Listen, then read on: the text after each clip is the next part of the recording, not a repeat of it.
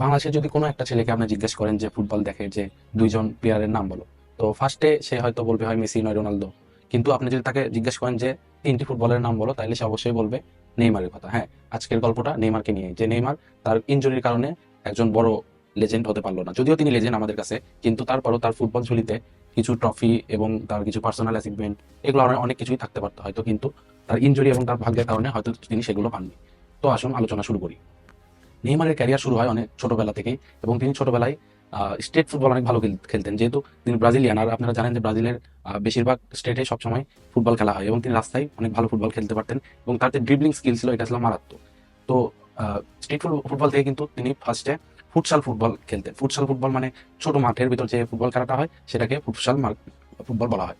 তো এই ফুটবল খেলতে খেলতে তিনি, তার বাবা একজন ফুটবলারই ছিলেন, তো তিনি অন্য একটা শহরে শিফট হন, এবং শিফট হওয়ার পর থেকে সেখানে তিনি একটি ছোট একটি ক্লাবে জয়েন করেন, তার ইউথ টিমে জয়েন করেন। তো জয়েন করার পর তার ড্রিবলিং, তার প্লে মেকিং দেখে সবাই অবাক হন, এবং সেখান থেকে তিনি সান্টোসে চলে যান। তো সান্টোসে আসার পর থেকেই মূলত তার মেইন ক্যারিয়ার শুরু হয়।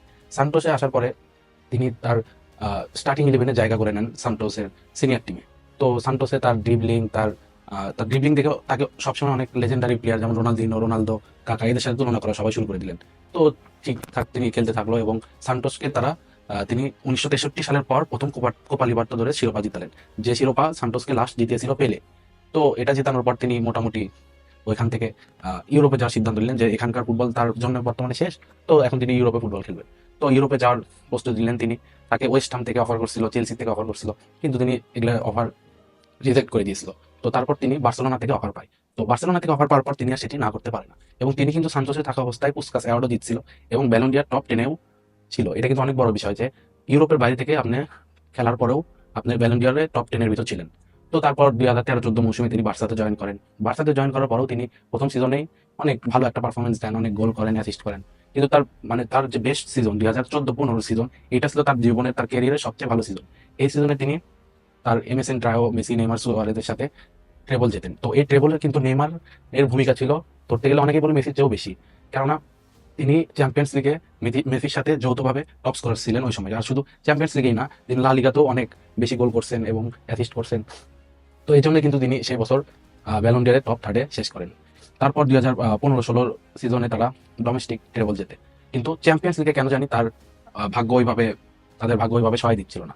তো কিন্তু তখন তিনি দেখতে পান যে মেসির ছায় তিনি যদি থাকে তাহলে মেসি সব হাইলাইটস নিয়ে যাচ্ছে। যেমন পিএসজির সাথে একটি ম্যাচে নেইমার দুর্দান্ত কিছু পারফর্ম করেন এবং একটি অনেক বড় কামব্যাক করেন, কিন্তু এই কামব্যাক হওয়ার পরেও সবাই কিন্তু মেসিকে নিয়ে বেশি হাইলাইট করে।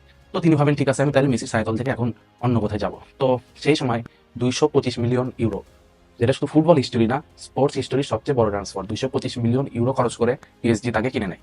এবং পিএসজিতে আসার পরেও তিনি তার প্রথম সিজনেই ভালোই করেন। 2017-18 সিজনে তিনি ভালোই ফুটবল খেলেন। তারপর পিএসজিতে আরো কিছু প্লেয়ার আসে, ডি মারিয়া, কাভানি, এদের সাথে তিনি ভালোই করতে থাকেন। এবং এমবাপ্পে তখন পিএসজিতে ছিল, লোনে ছিল। তো লোনে থাকার পরে পরের বছর এমবাপ্পেকে সাইন করায় পিএসজি। তো 2019 সালে তার শুরু হয় তার ইনজুরির সমস্যা। তো এই 2019 সালের পর থেকে কিন্তু তিনি একের পর এক ইনজুরিতে পড়তে থাকেন, এবং পিএসজির সাথে তিনি পিএসজির হয়ে চ্যাম্পিয়ন্স লিগ জিততে পারতেছেন না, এই জন্য ফ্যানরাও তাকে বু করা শুরু করে। আর 2022-21 সালে তো আবার মেসিও জয়েন করে পিএসজিতে। তারপর সেই আবার ভয়ঙ্কর এক ট্রায়ো, মেসি, নেইমার, এমবাপ্পে, এই 3 ট্রায়ো নিয়ে তারা খেলতে থাকেন। কিন্তু এই যে তার ক্লাব ক্যারিয়ারে কিন্তু তিনি জাস্ট একটা চ্যাম্পিয়ন্স লিগ জিতছে, কিন্তু পিএসজির হয়ে কোনো চ্যাম্পিয়ন্স লিগ জিততে পারেনি। তারপর মেসি চলে যাওয়ার পর তিনিও চলে যান সৌদিতে, এবং তার ইউরোপের ক্যারিয়ার এখানেই শেষ হয়ে যায়। এবং সৌদিতে যাওয়ার পরও কিন্তু তিনি সবসময় সেখানে ইনজুরিতেই থাকছেন। প্রায় 1 বছর তিনি এসিএল ইনজুরিতে পড়লো, ইনজুরিতেই তার ক্যারিয়ার প্রায় শেষ। তো সেখান থেকে তিনি তার আবার আগের ক্লাব সান্টোসে ফিরে আসলেন, এখন সান্টোসের হয়ে খেলছে। এটা গেল তার ক্লাব ক্যারিয়ার। আর ন্যাশনালের ক্যারিয়ারে যদি আমরা আসি, সেই ন্যাশনালের জন্য যত কিছু করছে ব্রাজিলের জন্য, কিন্তু কখনোই তাকে সেই পরিমাণ রেসপেক্ট ব্রাজিলিয়ানরা করতে পারেনি। আপনারা যদি দেখেন যে ব্রাজিলের মতো একটা টিমের all time top scorer Neymar, হ্যাঁ, ব্রাজিলের টপ স্কোরার হওয়ার পরেও ব্রাজিলের হয়ে তেমন কোনো উল্লেখযোগ্য শিরোপা তিনি পাননি, এবং একটি কোপা আমেরিকা ফাইনাল তিনি আর্জেন্টিনার সাথে পরাজিত হয়েছেন। এটা অনেক একটা বড় ফ্যাক্ট, যেহেতু ব্রাজিলিয়ানরা আর্জেন্টিনাদের হেড করে, এবং তাদের বিপক্ষেই তিনি লুজ করছেন ফাইনাল। এই জন্য ব্রাজিল অনেকে হয়তো তাকে দেখতে পান না।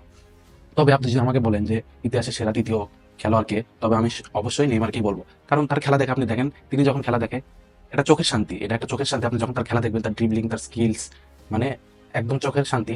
এবং তিনি যে ড্রিবলিং করে, অনেক সময় অনেকেই বলে যে মেসির ড্রিবলিং এর চেয়েও নেইমারের ড্রিবলিং ভালো। তো এইভাবে একটি উজ্জ্বল নক্ষত্র, হয়তো তিনি এই প্রজন্মে জন্মগ্রহণ করেই ভুল করছেন, কেননা মেসি, রোনালদোর সাথে তিনি কম্পেয়ার করে হবে না। তিনি ইতিহাসের সেরা থার্ড প্লেয়ার। আশা করি ভিডিওটি আপনাদের ভালো লাগছে। আমাদের সাবস্ক্রাইব করে আমাদের সাথে থাকবেন। ধন্যবাদ।